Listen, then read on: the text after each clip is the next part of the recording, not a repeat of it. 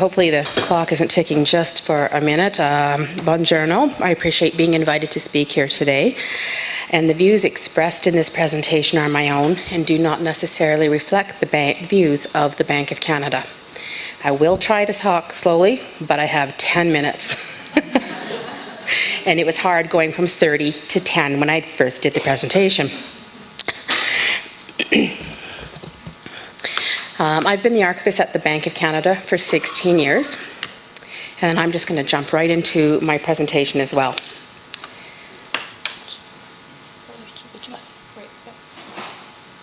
So very briefly, I'm going to talk today a bit about the Bank of Canada and its bank archives, and I mean brief.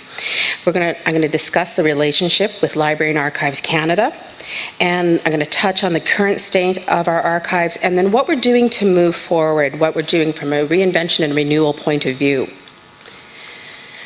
Now, the Bank of Canada was established in 1934 through an act of legislation, and through sales of shares was privately held by Canadians. In 1936, the federal government became the chief shareholder, and by 1938, it was the sole shareholder, which made the bank a publicly held institution and a crown corporation. Oops, it's jumping on me. There we go. That's what it should have been. Now, when we first were established, records keeping was minimal. We had two departments, and both managed records separate from one another. The Secretary's Department was responsible for all banking operations and secretarial functions, including the filing section, which then became the current records management function in 1973. The Research Department was responsible for all monetary policy, economic conditions, research, etc. It included our library, which created a records filing system for the Research Department only. The library eventually transferred to the Secretary's Department in 1979. So you can see we're moving those functions. 1973 was the creation of the Archives program. It's situated in the Secretary's Department right alongside library and the records management. Now, the impetus arose from increased academic requests, both internally and externally. They didn't know how to access the records, so they felt the archives was a great venue for this. Now, our archives collect all relevant records that best describe the origins, operations, interests, policies, and the evolution of the Bank of Canada. And with the creation of the archives at the bank, there came the inevitable questions and pressure to transfer records to the then public archives, which became the National Archives and then became Library and Archives Canada, or LAC, or LAC as I will refer to it. And each time their name changed, they had more responsibility and authority over records of government departments.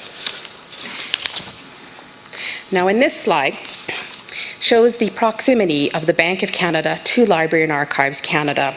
That red arrow points at Library and Archives Canada. So while we're close physically, we haven't always seen eye to eye on the whole records transfer portion of the business. To understand this, in Canada, any federal government department, agency, or crown corporation, as listed in our Access to Information and Privacy Acts, are responsible for transferring their historical records to LAC. Now, the bank, as a crown corporation, was never listed in the ATIP Act. And that's because through our own Bank of Canada legislation, we had the autonomy to govern ourselves. This included our records, and we always made the case, we look after ourselves. So what this means, we never felt obligated to transfer records to the then National Archives. Reasons, autonomy. With that, we have long-term confidentiality agreements with other institutions, and this is reflected in all of our records. And it was also felt early on that the bank departments would not transfer records if they felt that the records would leave our premises. 1987, the public archives became the National Archives, and they had the authority at that point that no government agency, crown corps, or department could destroy records without permission of the National Archivist. Now, since we're a crown corporation, everybody in the world thinks we're federal. However, due to our special autonomy and that no act indicated we had to follow the new rules in the National Archives Act, we did not have the requirement to transfer our records. But in the spirit of the legislation, we reviewed the act and we reviewed our archives program. By 1995, we had in place a disposition authority with the National Archives, which defined the records which the National Archives felt had historical significance to Canadians. This only covered one of our departments at that time, and that was our banking operations department. Now, fast forward to 2006, our Access to Information and Privacy Acts are amended. And of interest to this story was the redefinition of government institution. It came to include Crown corporations as per the definition in our Finance Act. Government legislation is so much fun. The definition captured the Bank of Canada structure, and as a result, we fell into the National Archives legislation, which meant we could not destroy records. And now, really fast forward to 2015, working again with LAC, we have a new disposition authority. It was created and it covered all of our records. So now we can destroy all of our different records because LAC has identified those that have Canadian significance. However, in each of our authorities, with both NA and LAC, they acknowledged our archives and the bank's desire to manage our own historical records, as identified by them and by myself. And that is without the obligatory transfer of records to LAC. And that's why today we have our own archives in-house. And I'm very sorry, nope, I'm on time. Good, yay. So the early years at the Bank of Canada, the archives received only what people would transfer or what was transferred through records management, and the archives then focused on collecting and making records available. We have approximately 2,500 to 3,000 linear feet. Today things are different from those early years. I'm responsible for ensuring the records of historical value to the bank are captured through appraisal at creation level, and to ensure that any records LAC field do not have national significance but do have bank significance are transferred to our archives. This is all done through regular transfers through our records management. Through recent renovations, we now have a wonderful climate-controlled space with custom shelving. And through our reorgs, recent ones, we've leveled our silos. We were kind of merged, records management, library, and archives. We triage our client requests. They come in at one point, so there's one point people come into, and then those records requests are sent out to people. As well, we're marketing ourselves internally. We put on presentations to introduce internal staff to the fact that we have archives and interesting things there. Now, accessing archives is via inquiry, and we identify the records requested, review them, and provide access. Finding the right records is extremely challenging because our description's at a high level, records are not declassified, and what clients would like to see are not digitized. The majority of our requests are internal, and we have, for external requests, mostly academics and historians. As I said, records are not declassified. It can take approximately 4 to 5 months to get the records released to an internal or an external client. 1% are open, mostly publications. 0.5% are declassified and ATIP'd in 1997 due to a special project. Current practice is, it's me. I locate the records, I review the records, I consult with the creating department, security risk office, and ATIP if and when necessary, and each team consultation takes a lot of time.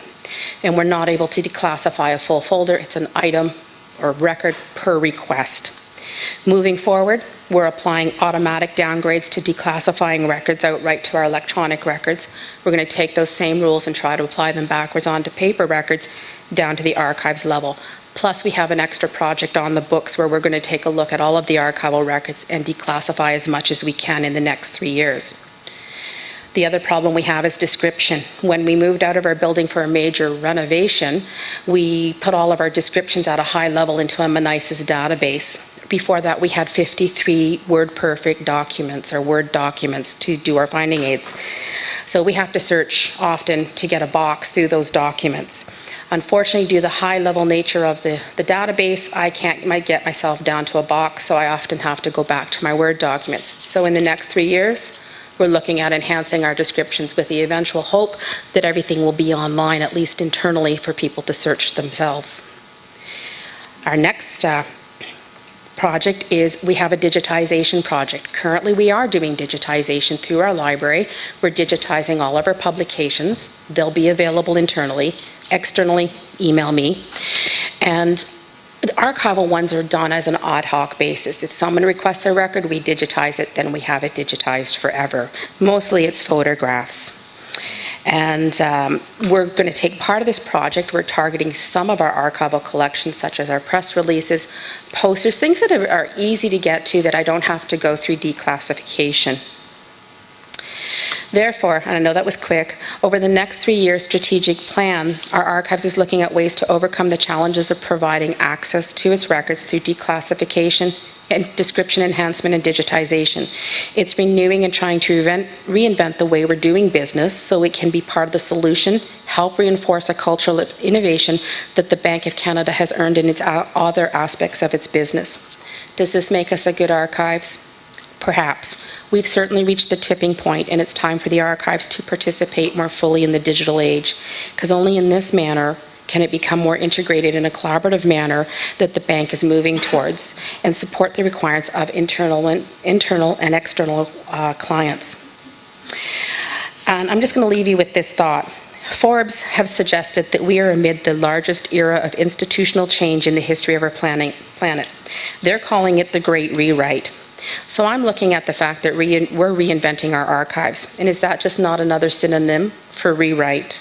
Is that not what archives around the world are doing to meet our research demands?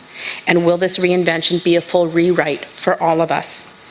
And I know that I hope so for our archives, because this year our archives turns 45, and I think it's time that the Bank of Canada Archives is finally coming of age.